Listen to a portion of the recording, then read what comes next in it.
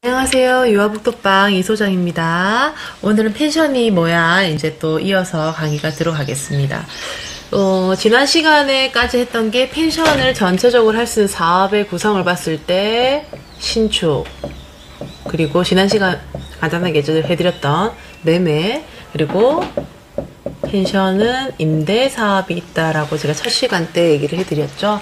자, 매매했고요, 신축했고요. 이제 남은 게 펜션 임대입니다. 자, 오늘 펜션 임대에 대해서 한번 어떻게 해야지 돈을 벌 수 있고 펜션 임대 사업은 뭘 조심해야 되는지 한번 체크 한번 해드리는 시간 갖도록 하겠습니다.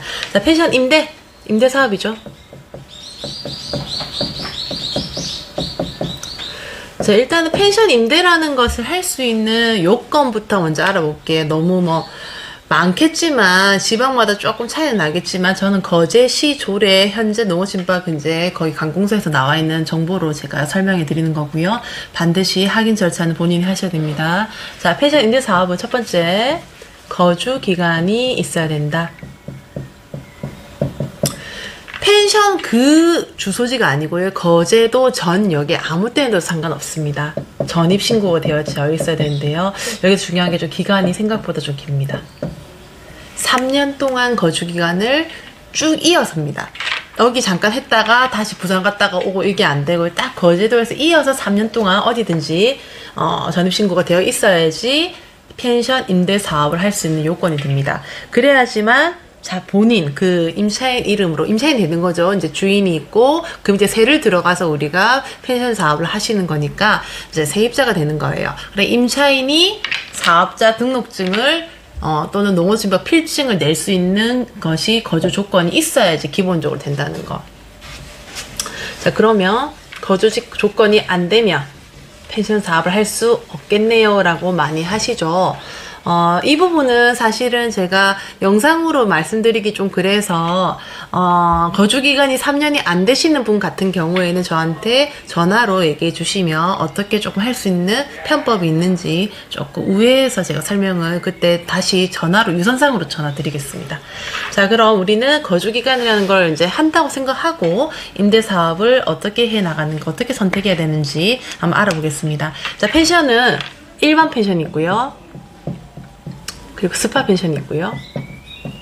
풀빌라 펜션이 있습니다. 총 3가지로 크게 나눌 거고요. 여기에 따라서 임대사업은 이제 포지션을 잡으셔야 되는데, 펜션 임대사업은 가장 좋은 게요. 매매를 하시기 전에 처음 하시는 분한테 경험으로 하시는 게 좋다라고 저는 생각을 합니다. 사실 돈을 목적으로 한다면 조금 이제 비용이 많이 나가기 때문에 돈을 번다고 했을 때는 풀빌라 위주로 안 하시면 또는 스파 위주로 안 하시면 돈을 벌 수는 없어요. 사실 맞습니다. 경험상 우리가 매매 전에 한번 해본다고 생각한다면 일반 스파, 풀빌라 다 상관없는데 아무래도 제가 지금 하자표 현재서 수익입니다. 매출은 당연히 이쪽이 더 높습니다. 자, 일반 펜션은 보통 보증금 3,000 또는 한 5,000까지 걸고요. 월세 250에서 많게는 500 정도가 일반 펜션입니다. 객실 한 6, 7개 기준으로 얘기 드리는 거고요. 그러면 일반 펜션은 이 정도고 스파는 어떻게 되냐? 보증금 1억에서 한 2억 사이로 걸고요. 월세 같은 경우는 못해서 한 500에서 한 800 정도가 스파 펜션입니다. 자, 그러면 지금 가장 매출이 높은 풀빌라 같은 경우는요. 보증금 2억에서 한 5억, 사실 7억까지인데 이건 좀 너무 오버한 것 같고요. 5억까지 제일 좋습니다. 5억까지고요. 월세 같은 경우에는 작게 1,000에서 많게 4천만 원 정도 이렇게 보시면 될 것 같습니다. 자, 그럼 전체적으로 이 정도는 돼야지 우리가 임대사업을 할 수 있다는 걸 알고 있습니다. 이거 월입니다. 월. 자, 그러면 우리가 일반부터 스파하고 풀빌라 과연 얘들을 했을 때 내가 어떻게 얼마큼 가져갈 수 있을까 제일 중요한 그 부분이겠죠. 자, 한번 간단하게 알려드릴게요. 얘 같은 경우는 내가 그냥 내 월급 200, 300 월 들고 간다고 생각하시면 돼요. 비용 빼고 말씀드리는 겁니다. 자, 그 다음 스파 이 정도 내시고, 스파 같은 경우는 한 500에서 많게 들고 가시는 분들은 한 700 들고 가십니다.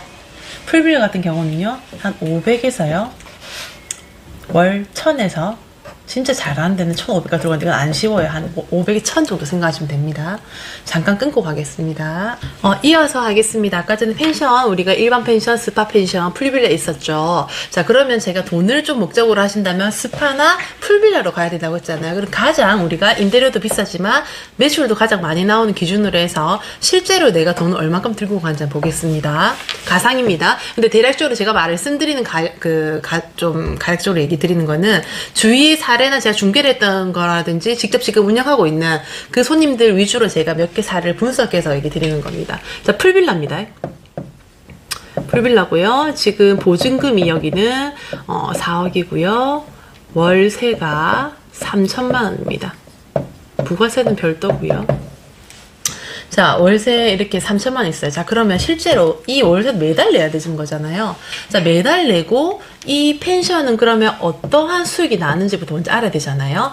이 펜션 같은 경우는 사실은 이제 여기는 한 9억 정도가 조금 넘습니다. 근데 보통 월 3천만 원이 되려면 이 정도 이제 보증금 되려면 한 7억, 못해도 최소 7억에서 8억은 해줘야지 이런 수익이 나오는 구조가 나오는 월세를 하실 수가 있는 거 꼭 그렇게 해야 됩니다.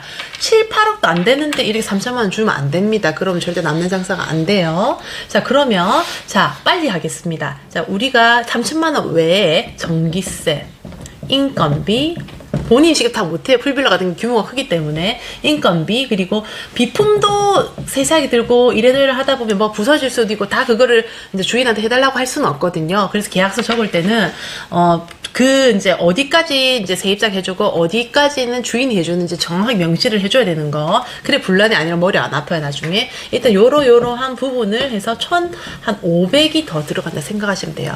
작게는 1000에서 이제 얘기하시는데 저는 좀 넉넉하게 얘기하는 스타일이라서 1,500까지 더 들으면 실제로는 이분은 여기에 사업을 들어가서 월세 포함해서 실제로 4,500만 원은 비용으로 나갑니다. 그럼 거기부터 붙는 게 이윤이 되는 겁니다. 자, 그러면 실제로 여기는 4,500만 원을 뭐 10달매도 우리 4억 5천이잖아요. 이래저래 해가지고 우리가 한 5억 5천은 그냥 나가는 겁니다. 다 세금까지 다 나가는 거예요.